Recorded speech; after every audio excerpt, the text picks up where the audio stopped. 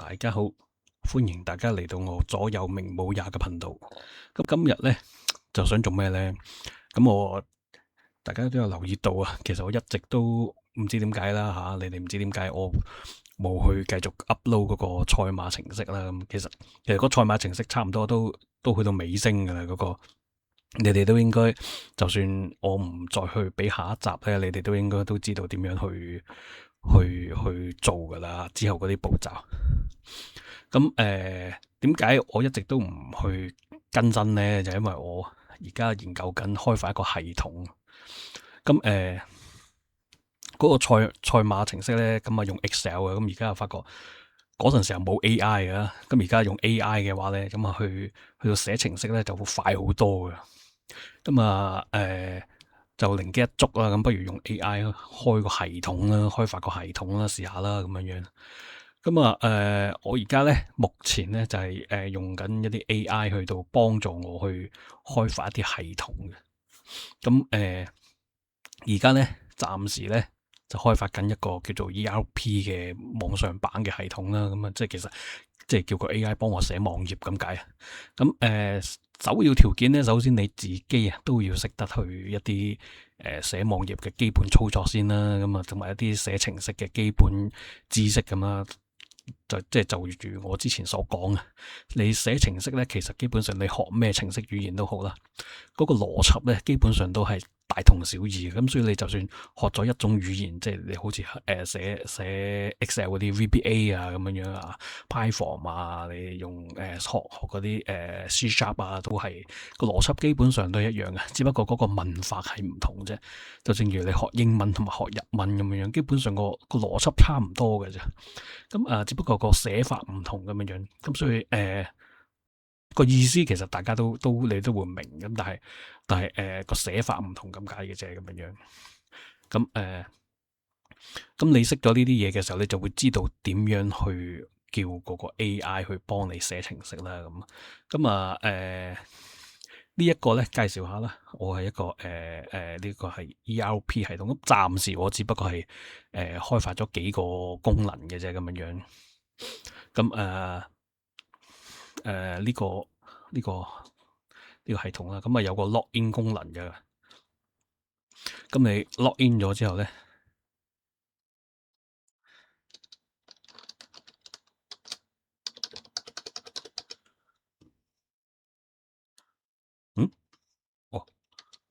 啱啱用咗中文打，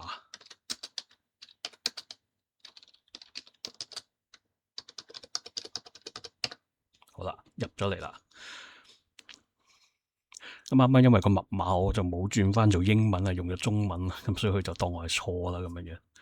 好啦，咁你見到一 login 咗之後咧，佢就會嚟咗呢個版面啦。其實呢啲即係大家如果有喺公司用開嗰啲叫 ERP 系統嘅時候咧，即係開單啊、跟單啊、會計啊嗰啲物流啊、倉存啊嗰啲各樣嘅功能咧，其實都係叫 ERP 嘅。咁 ERP 係乜？我就唔長講啦，因為 ERP 其實叫做Enterprise Planning Resource。咁咧佢主要咧嗰個原理咧就係你要建立咗一個最底層嘅一個產品物件嘅時候咧，你就所有嘢都係根據你最底層嘅嘢去開發出嚟，去嗰個叫做導向出嚟啊！即係你所有嘢都係由個產品開始先嘅。咁產品其實在之前都仲有一啲叫做 development 嘅，咁嗰啲嘅就另外噶啦吓。咁一開咗產品出嚟嘅時候，你所有嘅單啊、各樣啊啲嘢，全部都係根據呢樣嘢去出嚟嘅。咁我而家咧，首先咧，既然係產品導向嘅，咁我就首先就梗係要開發咗個產品嗰個 base 先啦。呢個唔知點解啊，呢個仲係有個筆喺度嘅。咁要喺呢度咁樣撈錯咗個版面之後咧，先至可以撈翻出嚟嘅。呢個因為我一直都掂唔到呢個筆啊，唔知點解。咁好啦，開咗個商品資料管理系統出嚟之後咧，就會有一啲資料啦。咁其實呢啲資料咧係我之前已經入晒喺個 database 嗰度噶啦，咁樣樣。咁點樣入啊？其實好快嘅，其實我而家刪除晒都得嘅。嗱，俾個 database 大家睇。咁個 database 咧就用 MySQL 寫嘅。咁大家只需要裝一個叫做 XAMPP 嗰個軟件咧。嗱，喺度開俾大家睇下先。嗱，呢個軟件啦，大家去揾翻就得噶啦。呢個係一個 open source 嚟嘅，免費嘅。咁你 download 咗落嚟之後就裝啦，裝完之後就會喺你嗰個電腦度有個 folder 啦，即係有個資料夾結構啦，咁樣樣。咁你只要將一啲檔案咧放翻晒落去咧，嗱，比如呢度咁啦，你只要將個檔案咧嗱，去呢度咧見到啦，開咗個 XAMPP 嗰個 folder 喺個 C drive 嗰度啦。咁你只要將個網站你自己寫好晒嗰啲文件嘅網站咧，擺喺呢個 htdocs 嗰度咁就得噶啦。咁你呢啲咧嗱，咁你呢啲咧就係佢嗰啲預設嘅一啲一啲 data 嘅 file 嚟嘅，咁啊唔使理佢嘅。咁你個網站個檔案咧就擺喺度得噶。譬如呢度叫 a.com 咁，你擺喺度咯，開一個 file。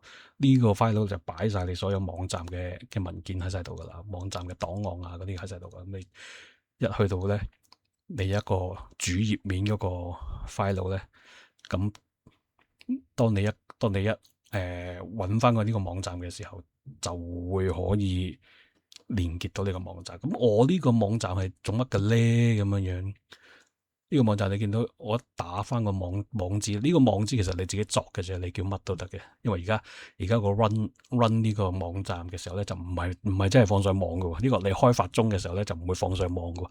你開發中咧叫做本地開發，本地開發嘅意思即係話喺你部電腦啊，就模擬一個伺服器出嚟，然後你就放你嗰個網站嗰啲資料擺晒落個伺服器嗰度。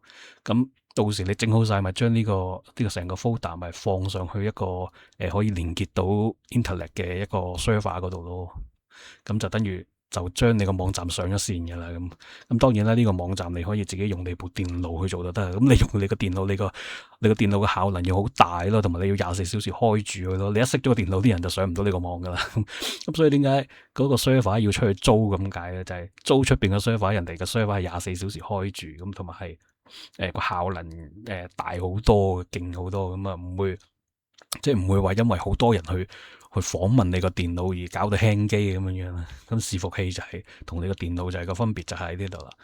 咁我哋開發一個網站嘅時候就係要用一個叫本地開發啦，開發咗先寫好晒先至放上網，先上線咁樣。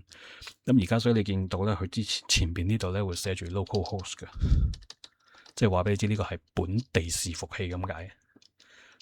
係一個模擬一個伺服器，當你喺呢個網站做任何嘅動作嘅時候，會係點樣嘅咧？咁樣。咁見到一打咗個網址之後咧，佢就自己會偵測咗一個叫 index 嘅網頁嘅。咁通常咧，做網頁做網站咧，佢嘅主頁咧嗰個 home 啊嘅第一頁咧個主頁咧都係用 index 嘅。即係以一個開發嘅基本嗰個概念啦。咁你只要上面有個 file 叫 index 咧，咁個系統就自然會識別到你呢個你放喺呢個 folder 裏邊嘅，即係放喺呢度啊。你放喺個 folder 裏邊嘅呢一個 index 嘅 file 就係你嘅主頁啦。咁其他嗰啲佢就唔會理噶咯，即係唔係唔會理，呢啲係啲輔助 file 嚟嘅嚇。咁佢就會識別到呢一個 index 就係你個主頁，就會開呢一個主頁裏邊嘅程式碼去顯示你個網頁嘅內容啦。咁而家就係我呢個 index 裏邊嘅內容就係咁啊。咁點解？喂，我個產品唔明係叫產品，我點解叫 index 啊？咁呢個咧係因為屬於子母式嘅網頁嚟嘅。我呢個喺呢一度頂頭呢一頁個 header 同埋側邊呢一個功能側邊嘅呢個 sidebar 功能呢一個功能頁咧，係一個主頁嚟嘅。而個主頁咧裏邊咧有個紙框住另一個網頁嚟。咁所以咧，其實我呢一度，其實我呢一紮網頁咧，呢一紮網頁內容其實係喺另一個頁面嘅，就喺另一個網頁嘅 file 上面嘅。好啦，咁我而家示範一次，首先將我已經有嘅產品全部刪除晒先啦，咁樣樣。好啦，咁未刪除嘅，我而家俾你睇下我個資料表先。呢個就係資料庫啦，喺個 MySQL 裏邊嘅資料庫啦。咁即係啱啱開咗個 XAMPP，去裏邊有個模擬，即係有個 MySQL 伺服器嘅資料庫啦，咁樣樣。咁你喺裏邊咧建立咗個資料庫之後咧，嗱，我今日只係做一個介紹啊，就唔係做一個教學。咁所以我唔會講得好 detail 點樣做。咁呢度有啲資料表啦。咁譬如我產品嘅資料表就會放晒喺呢度啦，放晒喺呢個 product 嘅資料表嗰度啦。咁你見到啦，呢啲全部都係產品嘅資料嚟，同啱啱喺個網站見到嗰啲一樣嘅。好啦，咁刪除資料有幾多個方法咧？有好多種方法嘅。咁一個咧就你咪直接喺個資料庫嗰度刪除佢咯，咁樣剔佢啊，咁樣咪刪除一個資料咯。又或者喺個資料庫上面撳操作，跟住喺度撳清空資料表啊，或者 empty 嗰個 table。咁兩個有乜分別咧？兩個其實有分別嘅。咁清空資料表咧就係去用一個方法嘅模式，就係去將你個資料表清空，即係去唔理你裏邊有幾多資料都好，佢都一次過將佢delete 晒嘅。而呢個 empty the table 嘅 delete form 係咩意思咧？delete form 就即係話佢會根據你個資料表裏邊有幾多筆資料啊。嗱，喺 database 裏邊咧，佢哋嗰個叫法咧，一筆資料係一筆筆咁樣去形容嘅，用一筆去嚟形容一個資料嘅咁樣樣。咁啦，咁呢啲名詞你又要識喎。如果唔係你就算叫 AI 咧，你都唔知點樣叫個 AI 去做嘢嘅。咁所以呢啲又係要學嘅你。咁有乜分別咧？就 empty 嘅 table 咧，就即係話嗰個系統啊，會係由第一筆資料開始。即係由第一個啦，第一個資料開始，逐個去刪除。好啦，咁逐個去刪除嘅話咧，即係佢話佢做嘅動作好多，咁即係話變相咧，你刪除嗰個喺個資料表上面刪除資料嘅時間就會慢嘅。咁當然啦，如果你得1000幾百個嘅資料，其實係冇分別嘅，可能係講緊用緊好少嘅時間，可能0.0003秒咁樣樣就已經完成咗個刪除動作。咁但係如果你講緊一啲公用嘅網站，譬如一啲公司去成日都去做網購啊嗰啲咁嘅網站嘅時候咧，咁就係好多資料嘅。咁一要清空嗰個資料表嘅時候咧，佢就譬如假設你有100萬筆資料咧，其實個相差嘅時間就會好耐噶啦，咁樣樣。但清空資料同埋咁 empty the table，即係個 delete from 同埋呢個 truncate 就個分別就喺度啦。咁你亦都可以喺呢度咁樣操作刪除嘅資料嘅。咁喺呢度撳翻個瀏覽就可以睇翻你嗰個資料表上面嘅內容啦。好啦，咁我哋而家刪除咧就梗唔會係刪除啦，我哋而家繼續用網站啦，因為我哋係登入咗個網站啦嘛。咁我哋喺度撳咗全選之後咧，就撳刪除啦。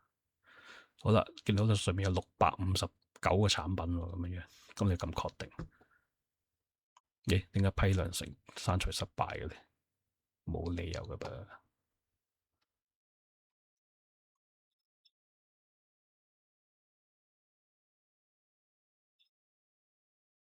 刪除，誒，唔得嘅。哦，呢個唔知點解忽然之間會有個筆喎。呢個我試過好多次係冇問題嘅喎。唔緊要，呢個可以遲啲再除筆。咁喺度刪除咗啲資料先啦。喺度，可能佢嗰個 local store 嗰度有啲問題。local store 即係話 local storage，即係話嗰啲資料暫時存放咗喺即係佢呢個資料庫嘅資料暫時存放咗喺你個瀏覽器嘅 cookie 嗰度，或者係一啲瀏覽器嘅一個位置儲存咗你呢啲產品嘅資料咁樣樣。咁我唔知點解會有問題。再試多次，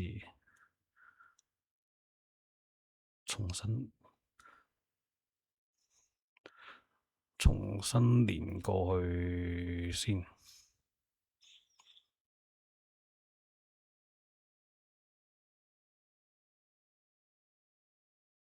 仍然批量刪除失敗喎。呢個話你嗰個冇一個 JSON 咯。嗱，呢啲 JSON 呢啲 file 你又要學識啦，咩叫 JSON 啦，咁樣樣啦，咩叫 token 啦，咁樣樣。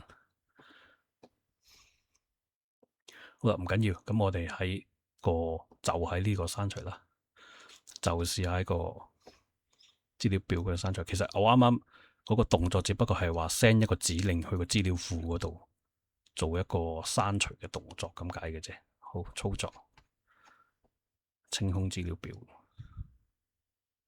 好啦，咁呢度已經冇晒個資料啦。咁我哋再 refresh 嘅時候咧，就已經冇晒資料表噶。咁我哋咧新增嗰啲產品啦，咁可以一個一個咁加啦，喺度打名啊，咁樣樣啊，俾你打啲名啊，咁即係求其啦，咁樣樣。好啦，打咗之後 save 一新增，咁佢就已經新增咗一個資料喺度啦。好，咁我哋去睇翻個資料庫嗰度 refresh 下，腳撳一下。嗱，已經新增咗一筆資料，我哋啱啱亂打嗰啲資料喺度啦。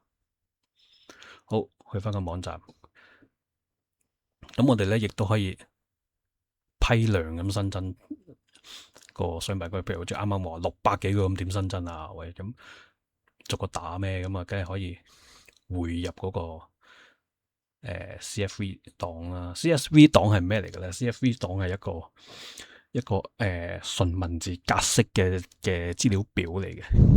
咁啊，其實係用 Excel 可以打開嘅。咁但係其實佢如果你冇 Excel，其實只不過係一個筆記本嘅一個檔案嚟嘅啫。不過當然你打呢啲資料嘅時候係會有一個既定嘅格式嘅。咁啊，有啲會係用分號去將你嗰啲欄去分開啦，有啲人就會用個逗號去分開啦，咁樣樣。咁係點樣嘅咧？好啦，咁我而家俾一個 CSV 檔案你睇下啦。咁其實呢啲你上去政府嗰啲統計網，即係上去統計處嗰度 download 佢嗰啲統計表，其實都係 CSV 檔嚟嘅。好啦，嗱呢啲咧就係 Excel 嚟嘅。你見到佢呢度寫住 Microsoft Excel 逗點分隔值檔案，其實就即係 CSV 檔啦。咁點解佢會係 Excel 嚟嘅咧？因為我個電腦度裝咗 Excel，佢就自動偵測咗呢個，佢就關聯咗呢一個類型嘅檔案，就係屬於 Excel 可以打開咁樣樣。咁但係如果我個電腦係冇 Excel 嘅話咧，呢個係一個記事本嘅檔案嚟嘅。嗱，我哋試下 double click 佢會點咧？double click 佢哋會開咗個表格形式嘅一個資料檔啦。咁呢度你可以打啲公式落去都得噶。譬如呢個你可以等於呢個乘以5咁樣樣，咁你會計到啦。好啦，但係當你一 save 嘅時候咧，而家 save 咗佢啦，save 咗啦，跟住出翻去，再打翻開嘅時候咧，啱啱嗰個公式咧就冇咗，就變咗隻文字。呢個就係個 CSV 檔同 Excel 檔嘅分別啦。CSV 檔係只可以記錄一啲純文字嘅嘢嚟嘅啫，但係 Excel 可以用表格去呈現你嗰個文字咁解。OK，咁你話喂唔 Excel 咁點啊？我冇 Excel 喎，冇錢喎，冇買 Excel 喎，咁其實都得嘅。嗱，好似我而家嘅檔案啦，我唔一定要用 Excel 打開嘅，我可以用記事本打開嘅。嗱，呢一個就係純文，就係嗰個 CSV 檔去記錄啲資料嘅格式啦。你見到佢全部都係用啲逗號去分開，咁點解呢度有咁多個逗號啊？咁就係呢啲逗號與逗號之間係一啲係嗰個資料欄嘅資料嚟嘅，係嗰一欄嘅資料嚟嘅。好啦，嗱，欄列大家又要識分啦。垂直嘅咧就叫欄，打橫水平嘅咧就叫列。咁你要同個 AI 去溝通嘅時候咧，你就要識得講話乜嘢係欄咩列，咁佢先知道你講乜嘅。如果唔係你就係同喂嗰一行啊，嗰一行啊，呢一行同嗰一行佢係唔知道嘅。咁所以呢啲名詞大家又係要識得嘅時候，你先至可以會知道點樣同個 AI 溝通，叫佢做嘢，叫佢幫你寫嘢咁樣。好啦，咁呢啲就係用逗號分開嘅 CSV 檔啦。咁你唔一定用逗號嘅，你可以用分號都得。咁但係你要統一咯。咁你只要用逗號分開咗嘅時候咧，咁個電腦去撈呢個 file 嘅時候，佢就會知道呢度係1、2、3、4，呢度係呢度啦。放大啲咁樣睇啦，佢呢度咁樣，佢就會知道。哦，個根隔離嗰一欄係0，隔離嗰一欄係根隔離嗰一欄係16，16隔離嗰一欄係兩咁樣，咁佢就會知道咁樣啦。好啦，咁我而家新增嘅產品嘅批量咁新增咧，就匯入個 CSV 檔啦，揀翻頭先嗰個 file 啦，喺度複製嗰個位置先。好，開翻呢個批量。好啦，喺晒度啦，咁樣。咁我批量咁樣入咗嚟嘅時候咧，咁我又會有啲刪除掣喺度啦，咁樣。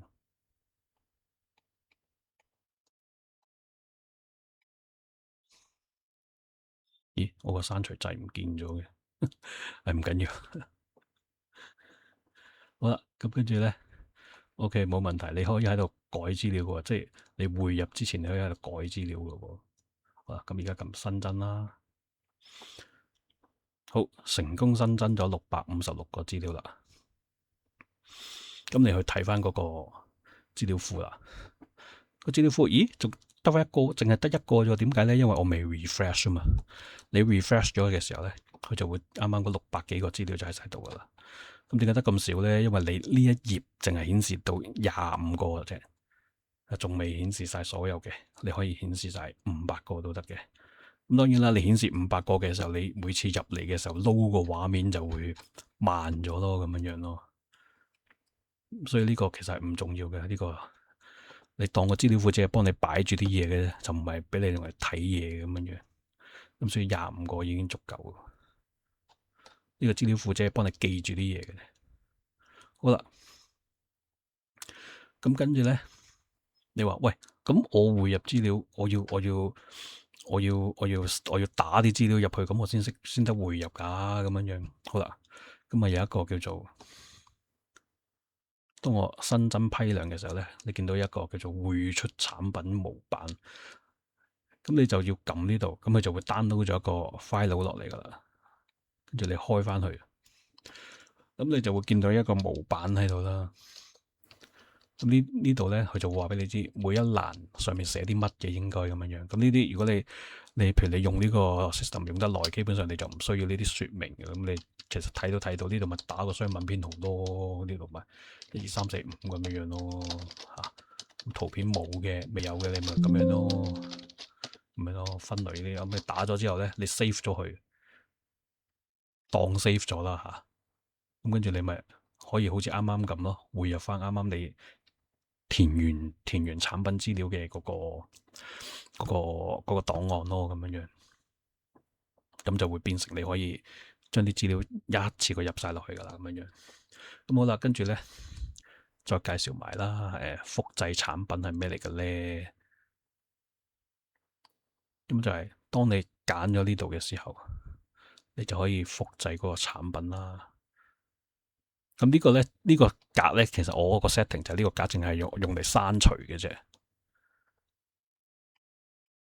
嗱，呢個刪除掣有啲問題，唔知點解冇咗個刪除。頭先咧就 click 嘅時候咧就可以有刪除，而家唔知點解冇咗。呢啲又係成日都有啲不知名嘅筆，就係有時有，有時冇嘅，唔知點解。呢啲就係 debug 死你嘅。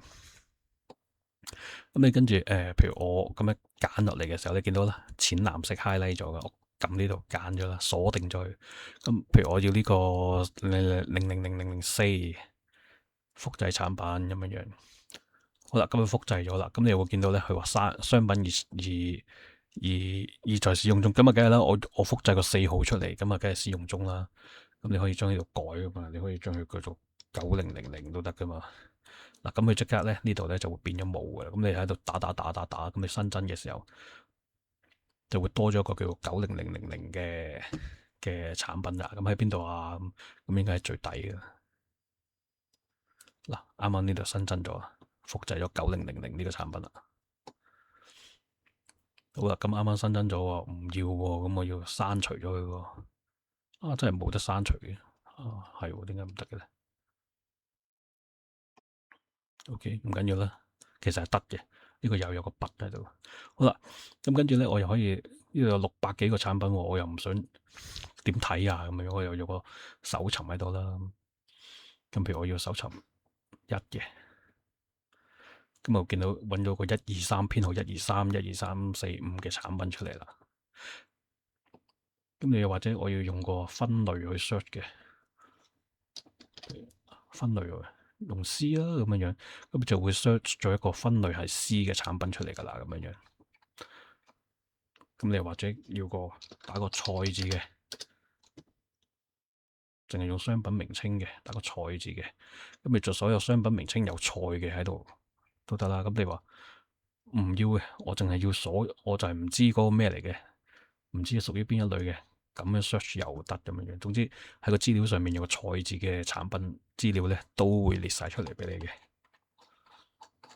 咁仲有一個模糊搜尋啊，呢個係已經係模糊搜尋，仲有一個叫做萬用字搜尋啊。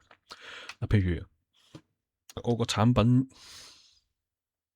要係一字尾嘅，咁佢就會將所有一字尾嘅產品咧就會出晒嚟噶啦，咁樣。咁呢個就係嗰個星號啦。咁或者我要一字頭嘅，有冇咧？我都有喎，呢個一字頭喎，咁樣喎。咁點解呢度都會有一字？呢個唔係一字頭，點解都會咧？呢個就係模糊搜尋啦。佢唔係淨係 search SKU 呢一欄，因為我揀咗所有啊嘛。咁佢側邊見到呢個18號提子都有個一字咁，佢就會 search 埋出嚟噶啦，咁樣。咁好啦，我只要將嗰個變做 SKU 編號咧，再 search 咧，咁佢個提子就唔見咗噶啦。嗰18號提子唔見咗，就全部淨係 search SKU 一字頭嗰啲出嚟啦。呢個就係個搜尋功能啦，咁樣。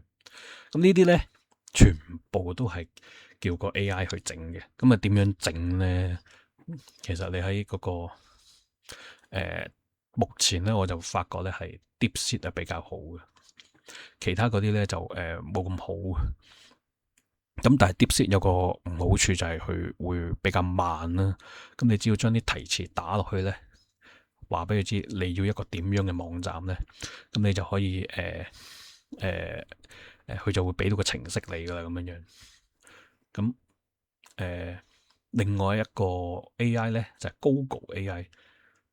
咁你去 Google 嘅時候咧，其實咧呢度咧右邊有個叫 AI 模式嘅，你撳入去 AI 模式咧，咁你就可以喺度打你想要啲咩咁樣樣，佢就會寫俾你咁。但係 Google 個 AI 咧，佢就好衰嘅，佢就嗰個字數，即係你可以打落去嘅字咧係有限嘅。咁一啲寫程式咧，你嗰個程式碼好長嘅，其實係好長，講緊係幾千行嘅。咁呢度咧 AI 呢個 Google AI 咧，我諗你打100行到，咁佢已經超出咗佢嗰個限制㗎啦，咁樣樣。咁所以呢個 Google 嘅 AI 咧，佢啊最多可以幫你做一啲好短嘅程式碼嘅啫。即係譬如你同佢講喂，我要將個字變成紅色咁樣樣，嗰個程式碼點啦？譬如我而家打都得噶，而家譬如要把文字顏色轉為紅色的 CSS 碼。咁 CSS 係咩嚟嘅咧？CSS 係一個網站用嚟去調控你個樣式，調控你個外觀嘅一啲程式碼嚟嘅。如果你冇 CSS 嘅話咧，成個網站嘅畫面咧就只不過係一個純文字格式嘅畫面嚟嘅啫，即係你唔會見到呢度有個 logo，即係呢個 logo 你都可以見到嘅，但係你唔會見到呢啲線啊，你唔會見到呢啲字就細啲，呢個字就大啲，又唔會見到呢個框啊，呢啲全部都外觀設定都係用 CSS 碼去做嘅。好啦，咁 Enter 會點咧？就問佢，咁咧，Google 嘅 AI 咧就快啲嘅，佢好快咁啊出到嚟噶。咁啊下邊嗰啲就係嗰個，咁下邊呢啲就係佢嗰個 CSS 碼啦，即係話你只要用 color 咁樣樣就打個 wet 就係 CSS。咁當然唔係咁簡單啦，當然你會仲有啲一啲文化嘅格式啦咁樣樣啦。嗱呢度佢都有寫啦，將所有段落文字設為紅色，咁就係咁假嘅。個程式碼就咁嘅。如果你要放入 HTML 咁點？HTML 又係咩嚟嘅咧？HTML 係一個靜態網站嘅檔案格式嚟嘅。HTML 亦都係一個程式語言嚟嘅。好啦，咁呢度整咗個碼啦，佢又話個例子俾你知點樣去做啦。好啦，咁如果變咗 DeepSeek 會點咧？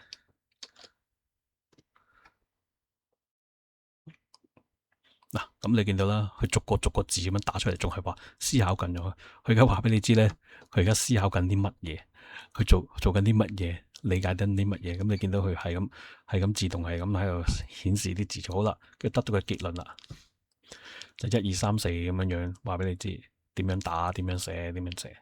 OK， 好啦，咁呢個係好簡單，淨係話用個字。你見到佢啱啱咁樣整咗成10幾秒咁樣樣。好啦，咁如果要去寫個網站咁點咧？好似啱啱呢個產品管理系統咁樣樣。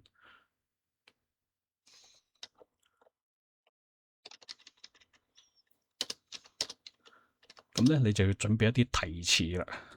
你見到啦，我已經整咗幾十個提詞咁樣，每次都要改，每次都用唔同嘅提詞咁。咁一開始個提詞係點嘅咧？係咪呢個咧？好啦，一開始其實係好簡單咁樣樣啊。話俾你知我個 database 個檔案，咁但係發覺咧唔 work 嘅喎。跟住開始咧就越嚟越長啦，就話俾你知第一欄要點，要咩格式咁樣樣。好啦，跟住慢慢開始改咧，叫佢改嘢啦。跟住好啦，去到後邊就開始用資料庫啦，咁樣樣，即係話俾你知我個 database 係點樣樣啊，咁樣樣。當然呢啲你仲要話埋俾佢知你嗰個 database 嗰啲密碼嗰啲 username 啊，咁樣樣。好啦，咁總共咧就整咗咁多。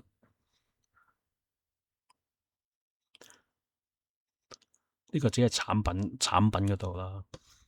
咁跟住咧，你要做產品之後咧，你要有成本分析嘅，你要用呢啲產品嘅資料去做成本分析嘅。咁我就整咗個成本分析嘅頁面啦，又係另一頁。咁你見到一開始咧係冇乜都冇，係淨係得啲功能表。因為你要開一個新檔案，開一個新嘅成本分析表新增。咁咪就建立咗個成本分析表啦。咁呢度又係乜都冇啊，得個 header 咁樣樣。你要加啲 item 嚟啊。咁呢啲 item 又係邊度嚟嘅咧？就係啱啱個資料庫你建立咗個產品嗰啲資料嚟嘅。咁你要喺嗰度建立咗產品，呢度先會有嘢顯示出嚟嘅。咁你揀咗，譬如揀咗呢幾樣啦，咁你新增。咁你見到佢即刻新增咗呢啲啦。咁你喺呢度嘅時候咧，你就可以去計個價錢啦。譬如有幾種模式啦，譬如可以直接打咁啊。譬如嗰個呢度嗰個紙成本每一兩8個半咁樣樣，咁我而家賣10蚊，咁你就會即刻喺度計到你個加成嗰個係16%啦，毛利係一個4毫半啦，毛利率係14.5啦咁樣樣。咁你亦都可以用公式嘅，因為你計價，譬如我按住個成本去加20%咁樣樣。20%，佢會自動會計嗰個售價幾多噶啦，就唔再係10蚊啦，係10.26。咁你見到呢度，誒撳唔到落去嘅，因為我撳咗公式嘅時候咧，佢就會即刻封咗呢個售價，唔俾你喐，淨係俾你喐個加成。咁我調翻轉用自定嘅話咧，我就可以撳入去售價嗰度，而加成咧就會封住咗，唔俾你去喐噶啦。咁後邊呢個紙成本啊，嗰啲咩嚟嘅咧？一樣，其實同嗰個一樣，只不過呢個係買兩件幾錢，買兩件嘅成本係幾錢，我賣兩件嗰個成本嗰個售價幾錢咁樣樣。譬如我賣20蚊咁樣，佢就會計到，哦，原來賣兩件嘅賣兩件嘅售價係咁樣樣咁。咁呢度可以改翻啦，兩啦咁樣樣。咁啊，售賣單位又可以改翻啦，兩。好啦，咁你計完晒個價錢，當計完啦咁樣樣嘅時候咧，你就可以 save 噶。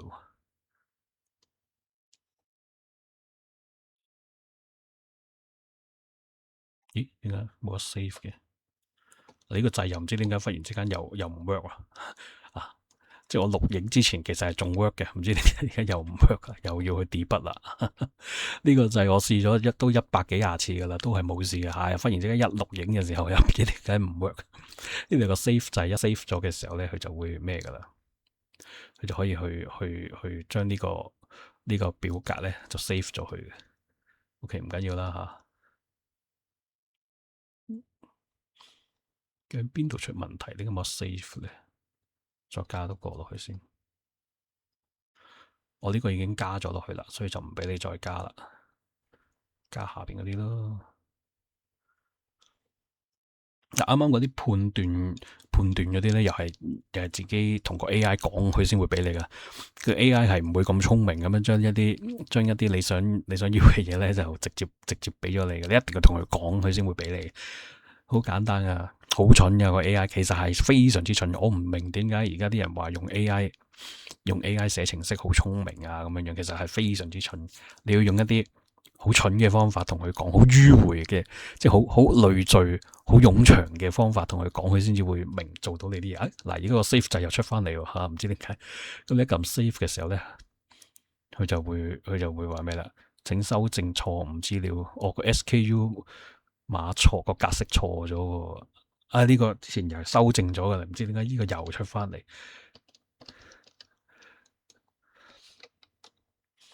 SKU 碼就唔會錯噶，大佬啊！哦，我知道點解呢度冇咗啦，因為個 SKU 碼個格式唔啱啊，所以佢就即刻封咗我嗰個 save 功能啊，唔俾我要嘅。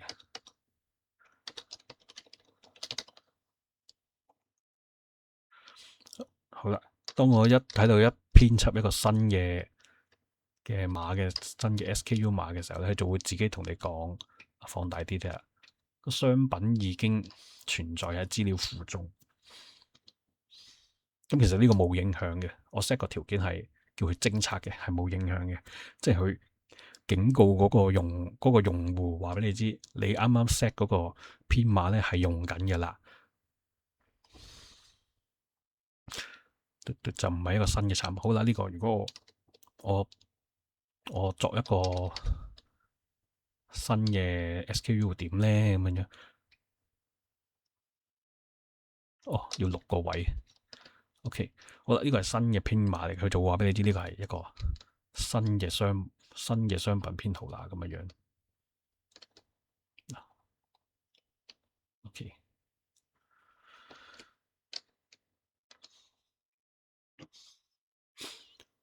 好啦，咁我而家打翻晒啲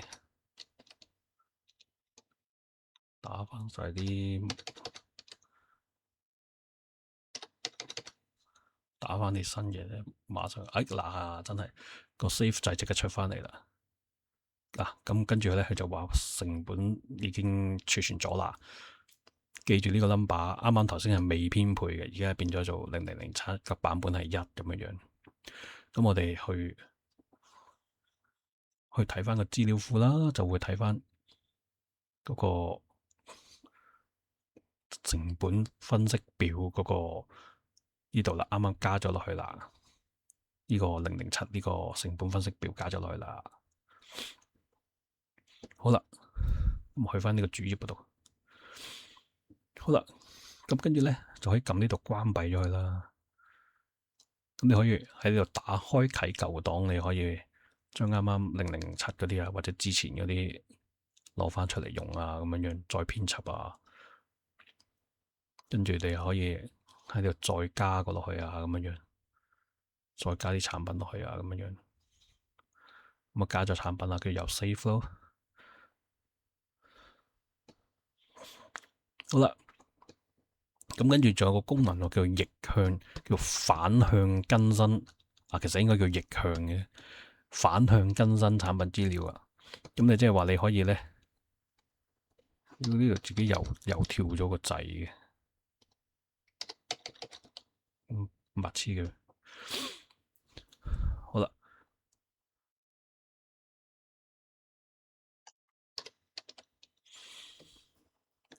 呢度咧就可以撳一個掣嘅時候咧，佢就會即刻問你個成本分析表未變更嘅喎，係咪儲存先至再變更？係咁樣樣。咁呢個係咩嚟嘅咧？啊，再做多次。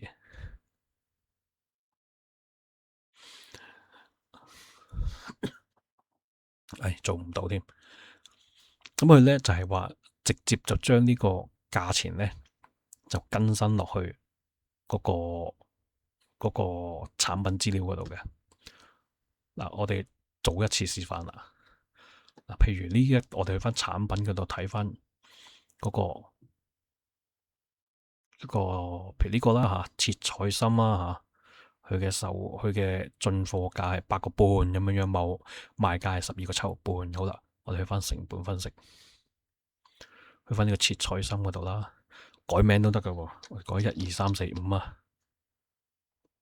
咁啊，跟住個貨價100蚊啦，誇張啲啦。跟住嗰個售價賣200蚊啦，咁樣樣。好，咁我跟住撳反向更新產品啦，儲存，跟住就話更新咗7個產品，新增咗0，因為啱啱冇嘢新增啊嘛，就0啦，咁樣樣。咁去翻產品資料啦，個切菜心嗰度咧，你見到咧個名就已經即刻變咗做12345啦，啱啱我哋打嘅。跟住咧個價錢咧就變咗100蚊啦，售價就變咗200蚊啦，咁樣樣。咁呢個咧就係方便你做成本分析嘅時候咧，喺度改價錢嘅時候咧，就順便改埋個產品啦。咁你開單嘅時候咧，就可以根據個新價錢去開單啦。好啦，呢個亦都係一樣嘅。嗱，呢度有啲嗰啲外觀掣啦。咁譬如你揀咗呢度，你可以揀自動換行啊，冇呢度啊，譬如你打長啲啦，打長啲。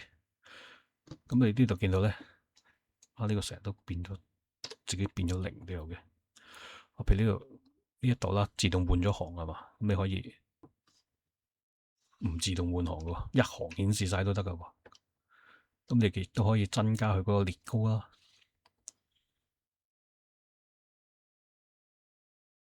淨係單一個列高都得嘅，又或者一次過改佢個全部嘅列高都得嘅。咁跟住呢個咧就係欄寬啦。咁譬如我揀咗呢一格，我可以淨係改商品名稱嗰個欄寬嘅。咁我唔揀會點咧？唔揀嘅話，佢話要你揀咗一個格，佢先可以調整個欄寬。好啦，我揀翻呢格啦，調整個欄寬咯。呢啲掣咧，又係你要叫佢加，佢先會叫個 AI 幫你加落去，佢先會整。咁跟住呢個係咩嚟嘅咧？呢個係匯入 Excel 檔啦，咁樣樣，其實都係一樣嘅，只不過你用個 Excel 去新增產品咁解嘅啫。咁呢個匯出係呢個就匯出啦，將你而家做緊呢個成本分析表嘅匯出到 Excel 檔啦，咁樣樣嗱，匯出咗啦。咁你去翻嗰個成本分析表嗰度啦。咁呢度你會見到就係啱啱我哋打嗰啲資料啦。咁譬如呢個就係我哋啱啱亂咁打嗰個產品名啦。咁我哋亦都可以喺度新增一啲資料嘅喎。只要將佢複製幾行落去，咁你將啲產品資料你咪變做7咯，呢個咪變做8咯，跟住呢個變做9咯，呢個變做7、8。咦？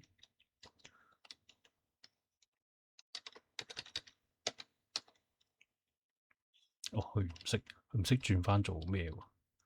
唔緊要啦，喺呢度等佢陣間 error 啦。好啦，咁你跟住 save 咗佢，跟住你呢度咧就可以匯入啱啱嗰個 Excel 檔啦。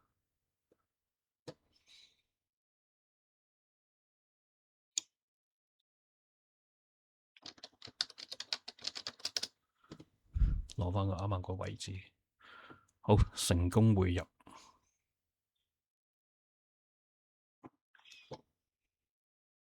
咁你見到啦，啱啱嗰啲11、18嗰啲就啱啱我哋增加咗落去啦。咁即係變咗咧，你唔一定要喺呢個版面去加一啲產品入嚟，你可以透過匯入一個 Excel 表都得嘅咁樣。好啦，咁你譬如你話喂，我唔知點填喎，咁又係嗰樣啦。呢度啦，又建立咗個模板啦，匯出咗個 Excel 模板出嚟啦。咁你就可以根據呢個模板去自己去打資料啦。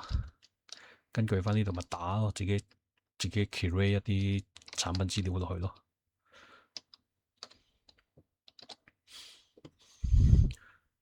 咁呢個咧就係複製個成本表啦。咁譬如我呢度有一個啱啱匯入咗嗰個檔案啦。呢個係一個舊嘅，譬如我呢度開啟先，開啟一個舊嘅，譬如我開啟一個最舊嗰個1啦咁樣。咁我有時我哋方便去打資料咧，就係揾一啲舊嘅 file 複製去，然後淨係 edit 嗰啲價錢嘅。譬如呢個可能係3日前咁嘅 file 咁樣，例如3日前咁，你可以咪喺度更新個價錢咯。哦，原來啲產品一樣嘅咁樣，咁我自己喺度更新嘅，咁啊快好多咯，唔使逐個 item 加落去。咁我哋撳再嚟個。啱啱跳咗 step，唔係新增，刪咗去，開翻舊檔，撳翻個1號仔，跟住我哋撳呢個複製，咁你就會即刻見到呢度係變咗未編配嗰個分析表嘅號碼就未編配，因為佢當你一個新建立嘅一個產品表咁樣。好啦，咁我哋喺呢度可能更新完啲價錢咁樣。咁跟住會或者可能加多幾款咁樣，然之後你就可以 save，又係呢啲啦，係呢啲。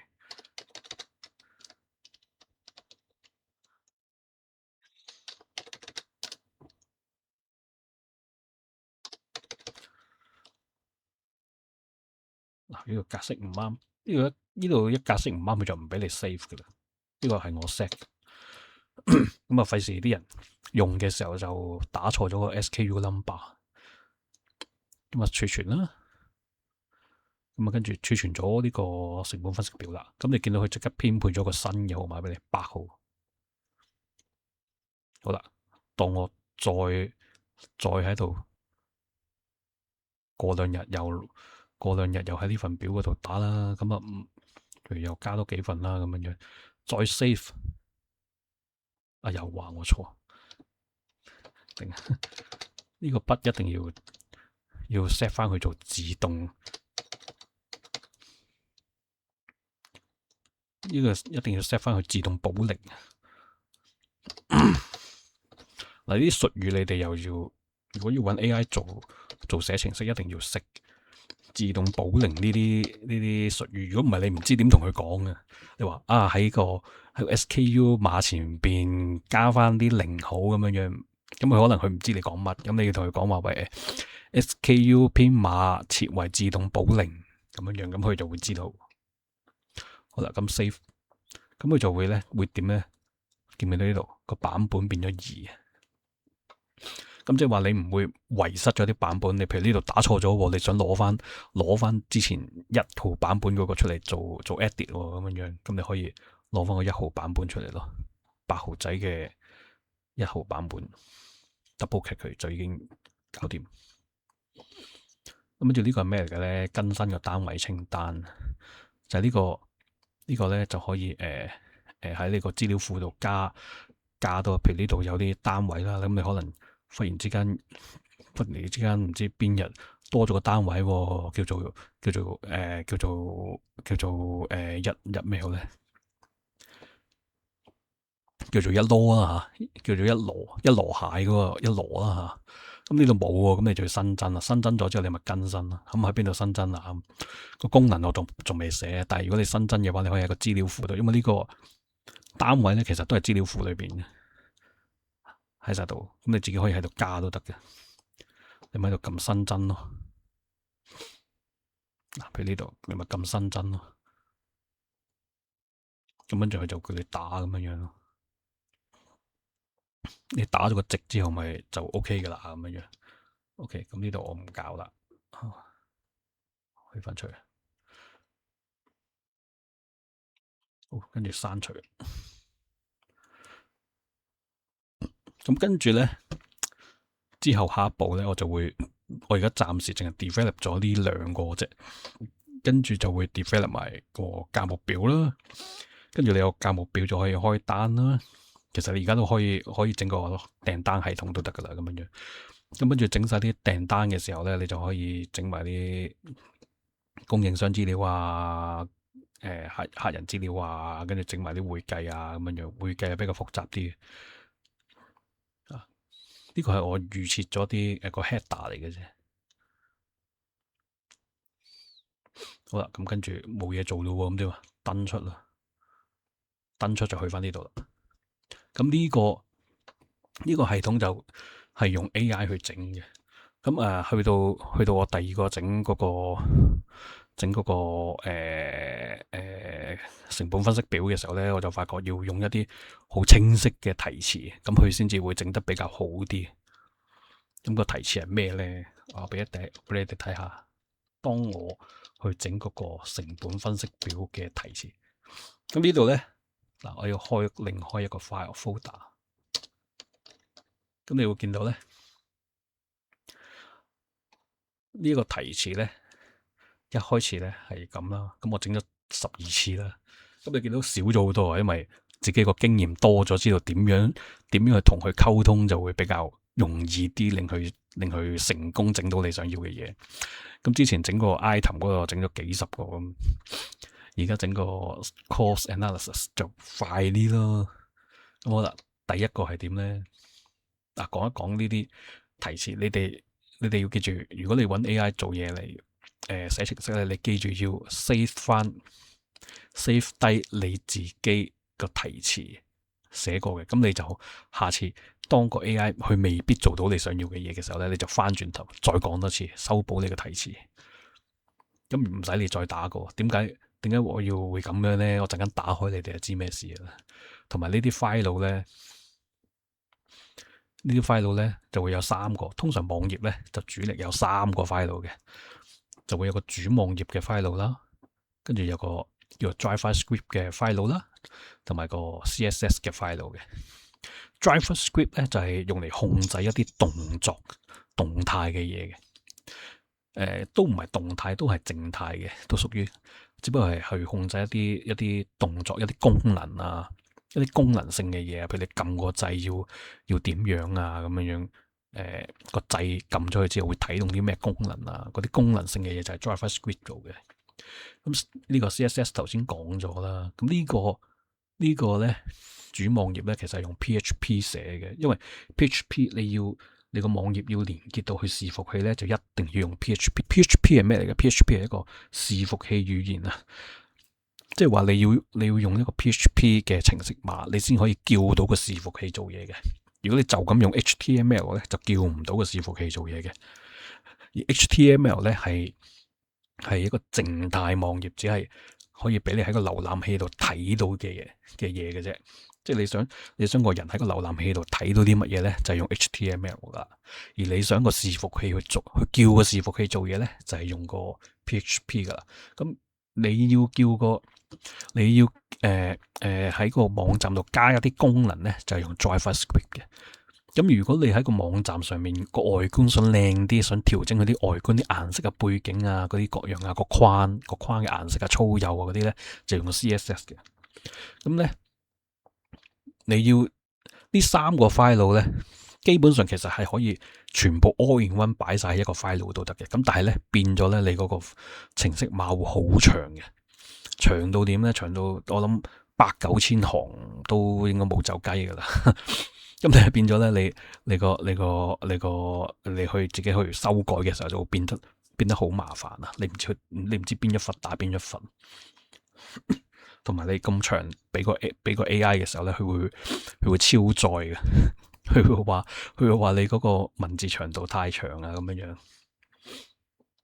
咁所以你叫佢寫嘅時候咧，你記住要叫佢分翻開3個 file。咁同埋咧，如果你要去伺服器嘅話咧，即係要資料庫嘅話咧，亦都要加埋一個叫 config 嘅 file 嘅，就會 save 低你嗰啲user name 啊，即係登入嘅密碼啊，登入嘅用戶名稱啊，嗰啲資料啊咁樣喺晒度噶啦咁樣。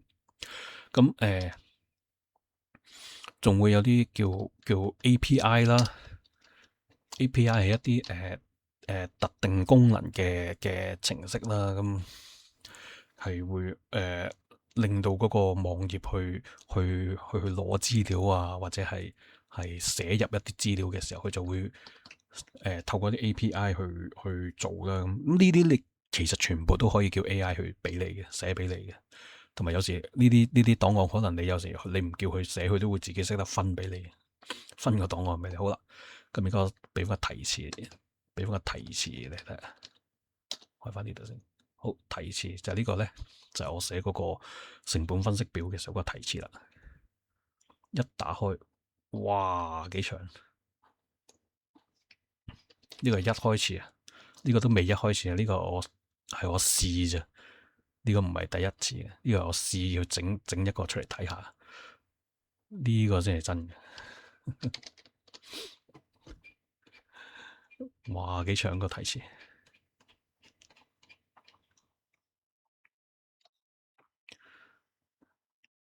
咁有好多嘢你要叫晒去整咯，咁樣樣咯。咁跟住之後每次修改啊，咁樣樣 save 翻低咁樣樣。咁但係呢啲你就係你要有個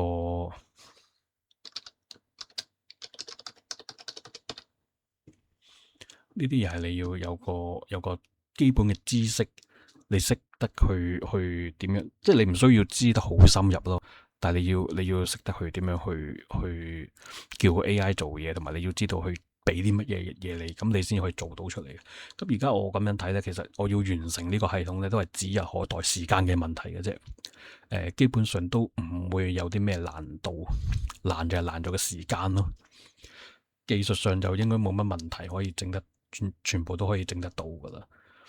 咁你唔需要話好深入咁樣知道究竟嗰啲程式碼點樣寫咯。咁如果係要我要打開啲 program 嗰啲俾睇，咁要點樣做咧？就喺度好難講點樣做，因為太過詳細啦。咁其實你見到啦，嗱，我唔需要用一啲好特別嘅軟件，除咗呢個模擬伺服器嘅軟件之外咧，我全部只不過係用咩嘅咧？係用記事本。嗱，譬如呢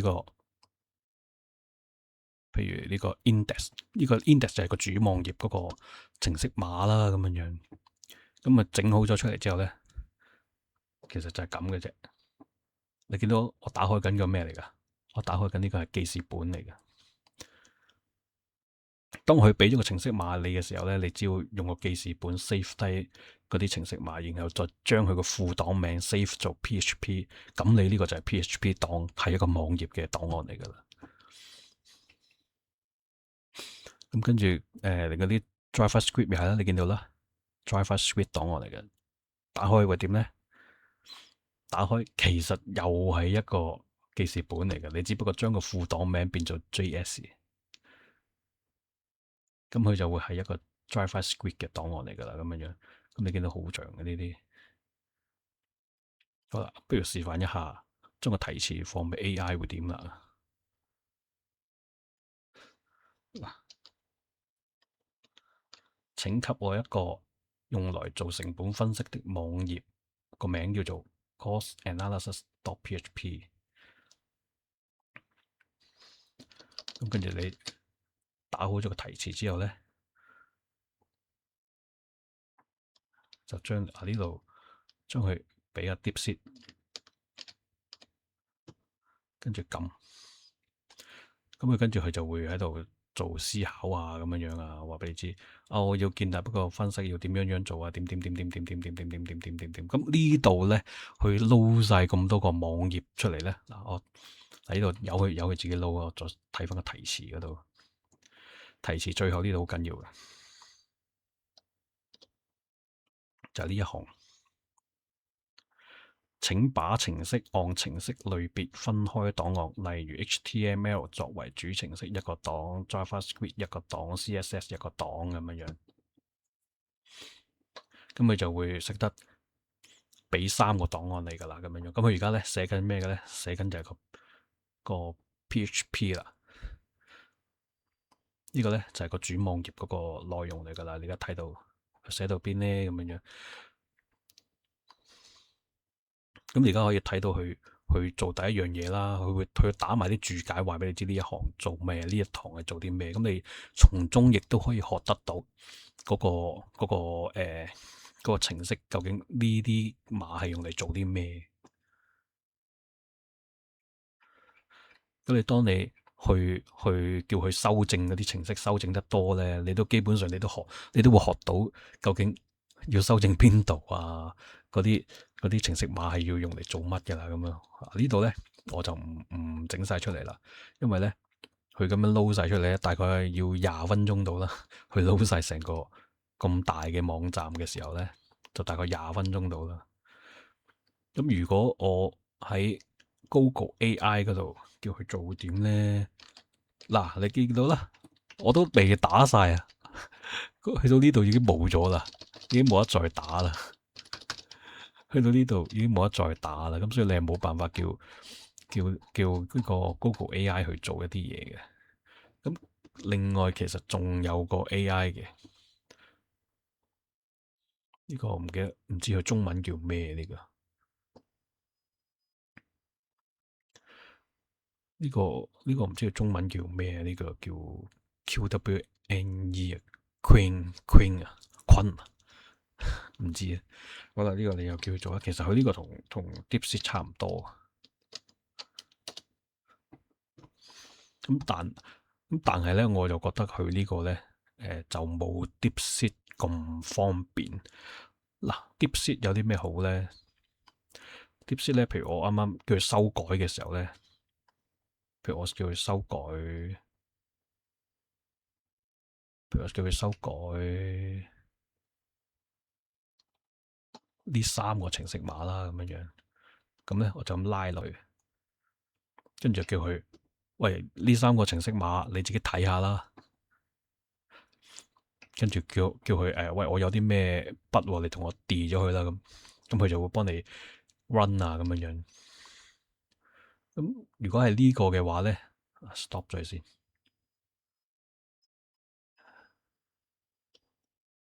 ，stop 咗先，新對話。呢度嘅話咧，佢就會再試下啦。用呢度拉過去嘅話咧，嗱，佢就會話唔支援你上傳嘅檔案類型，咁變咗你唔可以就咁拉啲 file 過去啦，咁樣樣。呢個係佢嘅唔好處，同埋佢咧，我覺得佢咧冇咁聰明嘅呢個。咁啊變咗，如果我次次都要特登就住去開個 file 出嚟，成個程式碼打落去咧，就變咗好唔方便咯，慢咗好多咯。咁所以暫時 DeepSeek 係用嚟寫呢個網站或者程式係比較方便啲嘅。咁如果大家都想去知點樣用 AI 寫嘅時候咧，都可以自己研究下啦。咁嗱，當佢呢度啦，嗱呢度可以停咗之後可以繼續生成。咁咧佢基本上佢啲 AI 佢咧其實真係有啲蠢嘅，因為咧你有時叫佢做嘢咧，佢會自把自為咁樣樣，將一啲功能塞咗入去俾你。但係呢啲功能咧係對你個網頁有負面影響嘅，即係可能有啲掣你會忽然之間用唔到啊咁樣樣。跟住但係佢會覺得咁樣安全啲啊，你個掣佢會解釋嘅，好得意嘅。佢話由於個安全問題，所以我為你加咗一個遮色片咁樣樣，遮蔽咗嗰啲掣咁樣樣。但係好搞笑，好白痴嘅。咁你要有時真係要打啲粗口咧，真係嘅嗱，真係啊。我唔知點解啦，你真係要打啲粗口落去啊，小柒佢啊，即係話你個死白痴，你咁樣改個程式，你俾鬼睇啊咁樣，咁佢會真係會即刻會修正翻一個啱嘅檔案俾你，會做翻正俾你，好得意喎，唔知點解喎。啊，如果知道點解嘅朋友可以喺下邊留言話俾我知，大家一齊討論下。好啦，咁當佢呢個 PHP 生成咗出嚟啦，當呢個生成咗啦，未完嘅，啊有排先完啦。佢而家先至 PHP 個 JavaScript 同 CSS 都未寫出嚟。咁好啦，咁你呢度撳下載個檔案啦，咁啊下載咗個檔案啦。咁其實嗰個 PHP file 咧就已經喺度啦，見到啦。佢呢個檔案類型係 PHP 嚟嘅。咁其實你只要改個名就得噶啦，將呢個改名做 index 咁樣啦。咁就已經係一個 PHP 嘅網站啊，你就可以 run 噶啦咁樣樣。咁你見到啦，我都唔需要用嗰個VS 嘅，即係個 Visual Studio 啊，用嚟專打 program。我亦都唔使用 Dreamweaver 用嚟專寫網頁用嘅程式啊，即係呢個啦，Dreamweaver 啦，就係專用嚟寫程式噶啦咁樣樣。咁跟住Visual Studio 咧，即係呢個啦，Window 用嚟俾人去開發用嘅咁樣啦。呢啲又係免費軟件嚟嘅。呢個 Dreamweaver 就好舊噶啦，CS 仲係 CS6啊。呢個之前裝咗好耐噶啦。呢個因為呢個就好貴嘅，要俾錢嘅咁我就用緊 CS6啦。咁但係你攞嚟寫網頁，你基本上你識得從呢個記事本裏邊去編輯一個程式碼網頁嘅程式碼嚟講咧，你用 CS6咧都好夠用噶啦，係協助你寫啫嘛。其實你寫得到就得噶啦咁樣樣。咁所以大家想自己整個網站嘅話咧，係可以響呢個DeepSeek 度試下啦，又或者自己係啱啱嗰個 QWEN 嗰個試下啦。咁啊，其他嗰啲咧，暫時咧一係咧就唔支援中文，一係咧就要俾錢啊。其實我唔介意俾錢嘅，咁但係咧，因為如果我俾錢嘅話咧，佢又俾唔到我想要嘅嘢，即係嗰啲 AI 咧，我都試過晒噶，都唔係試過晒，試好多啦。好蠢啊！AI 我唔明點解啲人話 AI 好聰明，我啊真係覺得啲 AI 好蠢，整得死蠢嚟嘅，真係蠢到冇人有，嗰種白痴嚟。咁啊，我真係唔知點解啲人話，哇 AI 可以取代程式員啊，根本就唔可以。你叫佢寫完一個程式，就算你個題詞啊，好似我呢啲題詞咁，我已經好詳細、好清晰噶啦，佢都仍然可以做錯出嚟俾你嘅，而且係會自把自為咁加啲功能。當你改到咁上下咧，唔知點解咧，佢就會俾一個虛構嘅功能你噶咯。你以為好似整好，其實嗰個功能係假，係虛構，去用嚟模擬你想要嘅功能嘅啫。其實係冇用嘅個網站，雖然會，譬如我啱啱嗰啲成本分析表，佢會整個假嘅成本分析表俾你去模擬，話俾你知個功能啫。但係其實佢做唔到個功能嘅。咁所以要要自己好小心，同埋每次更新嗰個 file 你都要 save 低上一次個版本嘅 file 咯。譬如好似呢度我啲 save 咗呢啲版本嘅時候咧，見到我 save 咗30幾個版本。咁你每次佢一改死咗你個 file 嘅時候，你可以翻轉頭啊嘛。咁呢、個寫程式咧，佢有個叫 GitHub 嘅平台咧，可以 save 低晒你嗰啲版本，但係你要用 Visual Studio 咯。咁嗰個我就冇詳細去研究，因為我都冇咁多時間去研究嗰啲。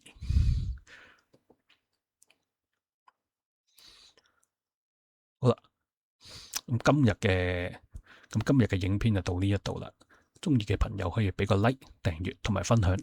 咁下次再分享其他啦。如果呢個網站可以成功完成到嘅話，就再分享俾大家睇啦。